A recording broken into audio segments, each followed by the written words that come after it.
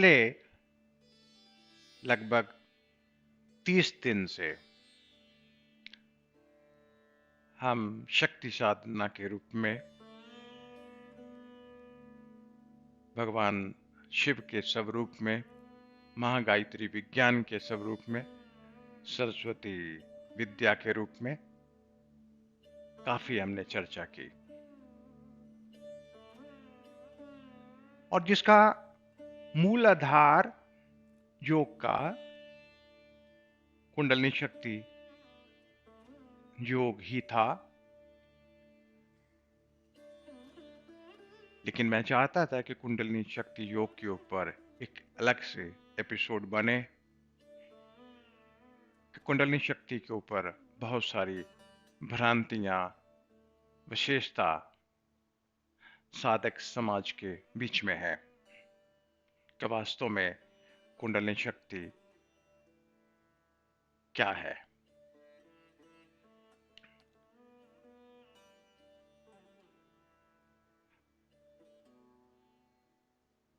भगवती कुंडलिनी शक्ति जो पूरे संसार की सृष्टि करता है, सृष्टि की सृजन कुंडलिनी शक्ति द्वारा ही होता है। माता के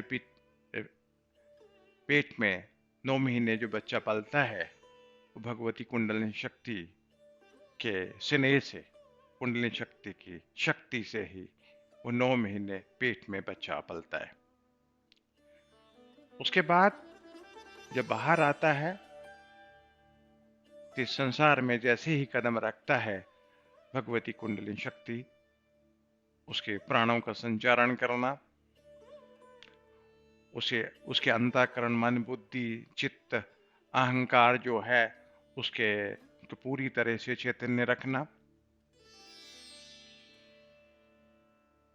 और पूरे शरीर के जो विज्ञान तत्व है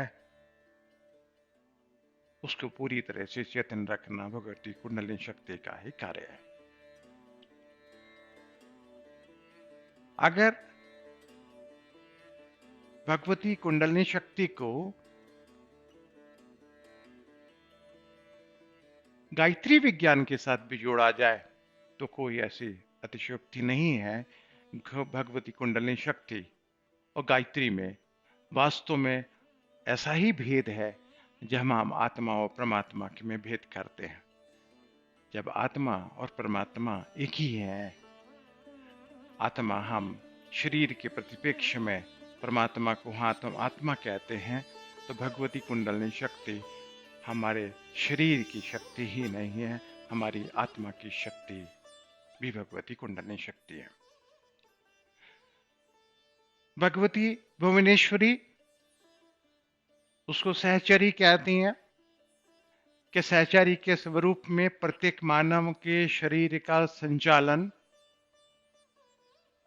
भगवती कुंडलिनी शक्ति के द्वारा होता है और उनमें और भगवती भुवनेश्वरी के अंदर कोई भेद नहीं है। जैसे आत्मा और परमात्मा में भेद नहीं है, वैसे ही भगवती कुंडलिनी शक्ति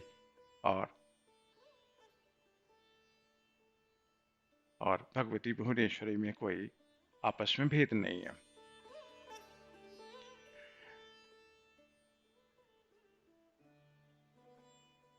भगवती कुंडलिनी शक्ति जब तक जागृत नहीं होती तब तक एक जीव एक आम संसारी की तरह, एक अज्ञानी की तरह जीवन को जीता है।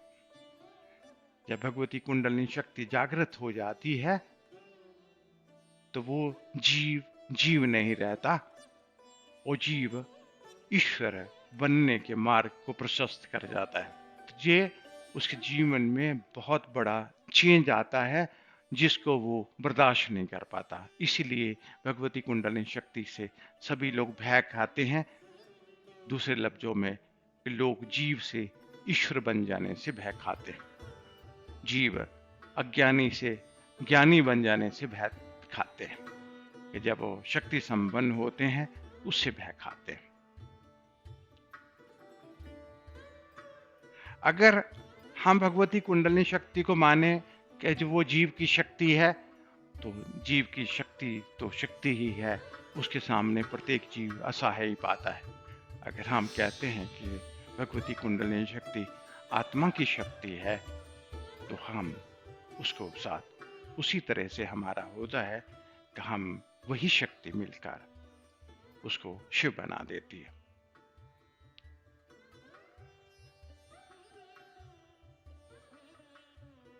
भगवती कुंडलिनी शक्ति के ऊपर चर्चा भगवान शंकर जी ने भी की, लेकिन जो इस युग के शंकराचार्य जो हुए, उन्होंने तो इतनी स्तुति दिखाई कि हिमालय में रहने वाले कैलाश पर्वत में जो रहने वाले को भगवती आपने इतनी कृपा की को उनको सारे संसार को पालने वाला शिव बना दिया।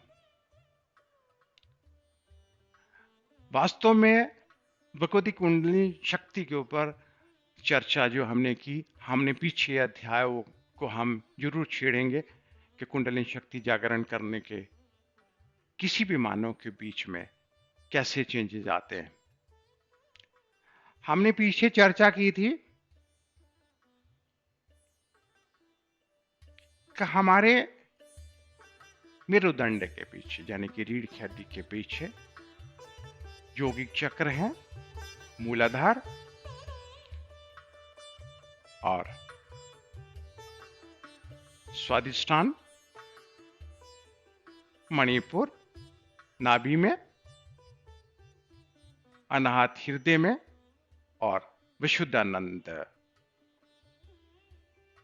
आपका गले में और आज्ञा चक्र भ्रुकुटी के बीच में, और सहस्त्रार मस्तिष्क में, कलावत सहस्त्रार से ऊपर, निर्वादिका, अर्धचंद्र, वाद, नादांत, महाशक्ति, व्यापिका, समना और उन्मना। हम ऊपर से एक बार नीचे आना जरूर चाहेंगे कि ऊपर से नीचे से आने की जो क्रिया है वो आगम शास्त्र है कि आप प्रथम जब ऊपर से जब नीचे आए, पृथ्वी लोक में आए, तो आपका जो आगमन हुआ इसको सच्चिदानंद स्वरूप परब्रह्म परमात्मा की अवस्था कहते हैं। उसके बाद समना कि मुझ में और परमात्मा में समानता है, ऐसा व्यापिका सर्वव्यापक। और प्रथम प्रहार में जब भगवत शक्ति सच्चिदानंद स्वरूप से प्रकट होती है, भगवती महामाया, ये आगम शास्त्र में हिमालय को कि उसी शक्ति से सच्चिदानंद स्वरूप से महाशक्ति के रूप में प्रकट हुई जिसने सृष्टि की रचना की। नादांत, वाद, अर्धचंद्र, निर्वादिका, कलावद, सहस्त्रार, आज्ञा चक्र, विशुद्धानंद चक्र और अनाहत चक्र। आगम शास्त्र में परब्रह्म परमात्मा ने इच्छा की कि मैं एक से अनेक हो जाऊं। भगवती महामाया ने उनकी इच्छा को कार्य रूप देने के लिए पूरे संसार को रचा। हृदय में आत्म स्वरूप परब्रह्म परमात्मा प्रतिष्ठित हो गए और मणिपुर चक्र और स्वादिष्ठान और मूलाधार। भगवती महाशक्ति कहती हैं कि मैं प्राणों को आगे रखकर मेरा प्रवेश होता है। अगर मैं ऐसा नहीं करूं तो संसार में जीने और मरने की क्रिया बनी नहीं रहेगी। इसलिए मैं प्राणों को आगे रखकर मेरा शरीर में प्रवेश होता है। पूरे शरीर को निर्माण करने के लिए भगवती महाशक्ति ने 5 तत्वों को लिया, जिसमें हम जो मूलाधार है वो पृथ्वी तत्व से संबंधित है, और उसके 4 दल जो हैं, वो 4 जो अक्षर हैं, उसको 4 अक्षर पृथ्वी लोक के हैं, और केंद्र में उसका लम है।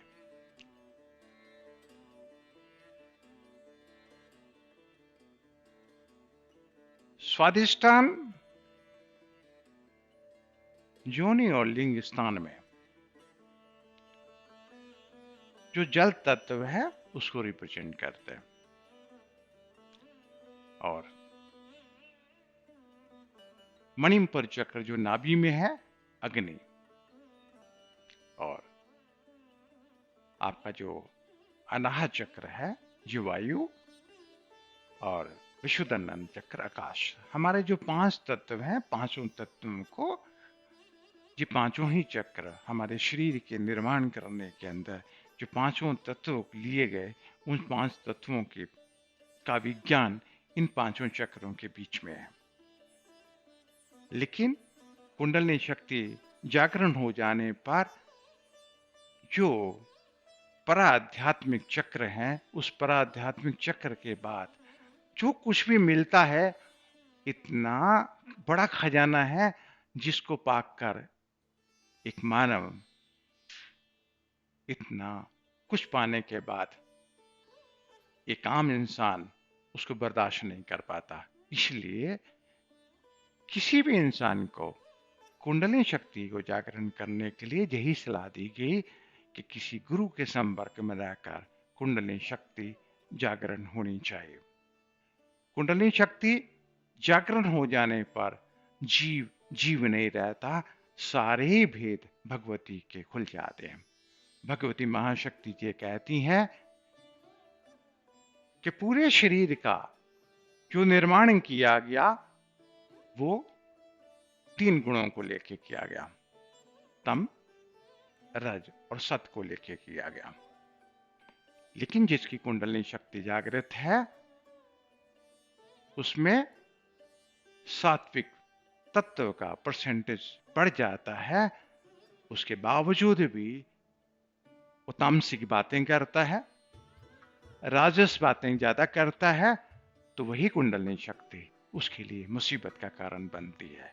जब आपको ईश्वर की पदवी मिल जाती है तो आप जीव बनने के लिए पीछे वापसी नहीं कर सकते हैं। तो ये सोच समझ के किसी आदमी को इसके ऊपर कदम बढ़ाने की जरूरत है कि जीव से ईश्वर बनने जाने के बाद उसकी वापसी इतनी आसानी से नहीं होती है, क्योंकि जो चीज उसको इस जन्म में मिल गई है, उस जन्म के अंदर उसका जो संबंध है, उसका आत्मा के साथ संबंध है, तो उसको इस चीज को मानना ही पड़ेगा। जो नियम है, जो कानून बने हैं, उसको मानना ही पड़ेगा। अगर आप ईश्वरमय होने के बाद भी आम जीवों जैसे आप कार्य करते हैं, अगर आप सोचते हैं कि आपकी कुंडलिनी शक्ति जागृत भी हो जाए और रोज आपको मांसाहारी होना है, तो कुंडलिनी शक्ति जागरण या तो हो नहीं सकती, अगर हो सकती है तो आपके लिए नुकसान तक हो सकती है। अगर आप चाहते हैं कि आप कुंडलिनी शक्ति जागरण करने के बाद आप रोज ही शराब है, रोज ही आपको नशीली चीजें लेनी है, तो कुंडलिनी शक्ति जागृत आपको नुकसान पहुंचा सकती है।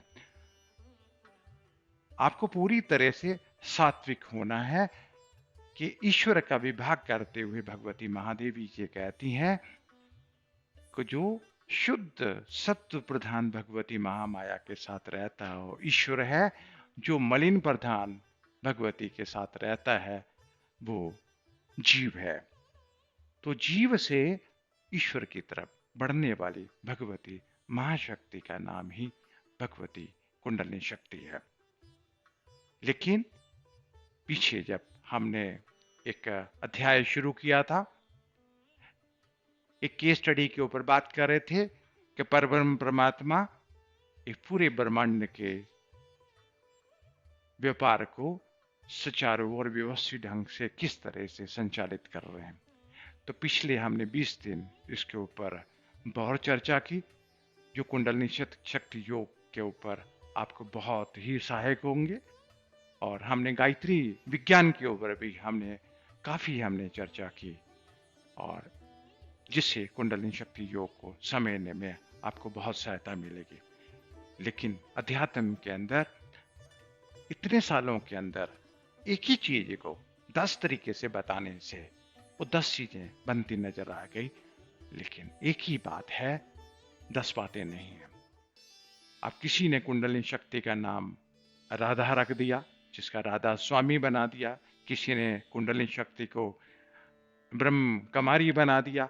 यानी कि एक ही शक्ति के अनेक नाम देने के बाद बहुत सारी भ्रांतियां समाज के अंदर जो हमें मिलनी साधकों के बीच में मिली। मैं इतना ही कहना चाहता हूं, एक ही भगवती महाशक्ति है। जैसे ही हम मूलाधार चक्र से हम अपनी यात्रा प्रारंभ करते हैं, तो जिसकी अपरा भौतिकता, जिसको हम मान कहते हैं,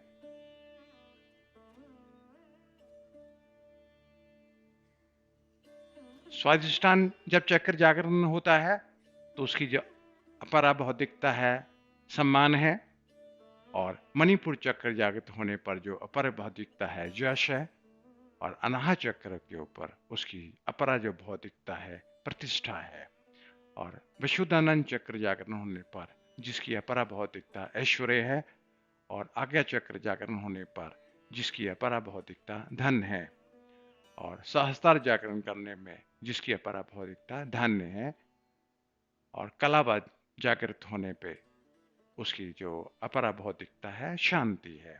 निर्वादिका के ऊपर पद और अर्धचंद्र की अपरा भौतिकता तुष्टि, और वाद के ऊपर अपराज्य, नादांत की सुंदरता, और महाशक्ति पे वाक्चोत्रय, व्यापिका के ऊपर नीति, और समना के ऊपर पूर्णता, और उन्मना तुरीय अवस्था के बाद सफलता।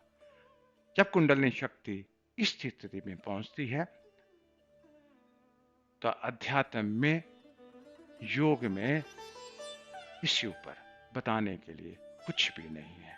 तो ये मूलाधार से लेके उन्मना तक की अवस्था की प्राप्ति जो है भगवती कुंडलिनी शक्ति के द्वारा ही प्राप्त होती है। इसलिए हम इसको महादेवी के नाम से जानते हैं। यही हमारी आत्मा की शक्ति भगवती पूजनी महादेवी है। और इसको समझना